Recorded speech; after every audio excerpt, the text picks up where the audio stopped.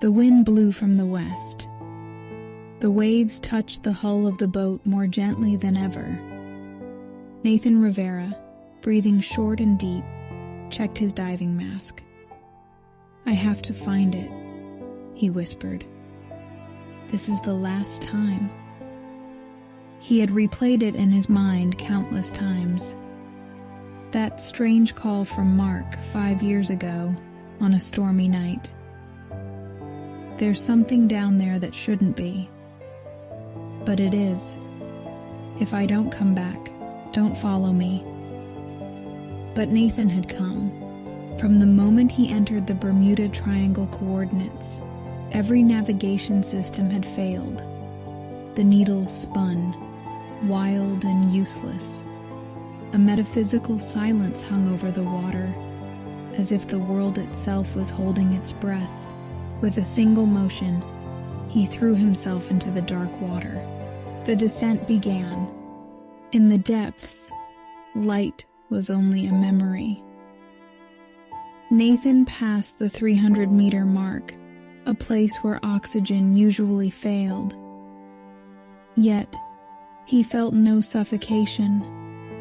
The pressure around him stayed strangely steady. Near a dark cliff, an entrance appeared. It was unnaturally precise. A gateway of stone marked with symbols, part hieroglyph, part digital construct. His heart trembled, but he swam closer. Beyond the gate, everything changed. The water no longer moved. There was no sound, no bubbles, no current, no pressure. Time seemed frozen. Before him rose a city, buried in absolute silence. The buildings glowed from within, though there was no source of light. No living beings could be seen, yet something was there, something aware. "You shouldn't have come." Nathan froze. The voice was inside his head, not outside. A floating being appeared before him. Not human, not fish. It was a transparent form with a halo of blue light. It had no mouth, no eyes, yet he felt it was watching him. "Who are you?" Nathan asked, his voice barely a thought. The being paused. "I am what your memories created. Have you seen Mark? Is he here?" "Mark is no longer Mark," the voice replied. "He chose to stay, like many others." "Where is this place?" "A reflection. What humanity has buried in its subconscious is here.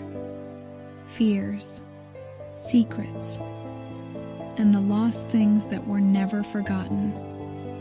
Nathan walked through a street in that unknown city. The walls whispered faint sounds. Sometimes his own childhood voice. Sometimes his mother's sobbing. Sometimes the deadly silence of Mark's last call. One building stood out taller than the rest, with an iron door inscribed in an unreadable language. He pushed it open. Mark was there. He was sitting on the floor, his hair long, his eyes timeless. His gaze was empty, unrecognizing. "Brother?" Mark slowly raised his head. A calm, sad smile touched his lips. "You finally came." "You're alive!" Nathan cried. "Let's go back. Everything will be fine." Mark sighed, a sound swallowed by the silence. "Yes, I'm alive, but not for up there. This place, it's different. You still don't understand. Then tell me, where is this? Why won't you come?" Mark placed his hand on the wall.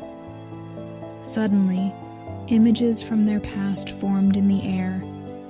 Their argument over the mission, the unspoken grief, the lies they had told each other. "This is memory, Nathan. But it is a silent memory," Mark said. "This world is made from what we suppressed. what we left behind, and what we forgot. Then why are you here? Why are you stuck? Because I ran away, Mark answered, his voice soft. Because up there it hurt. Here pain is only an image.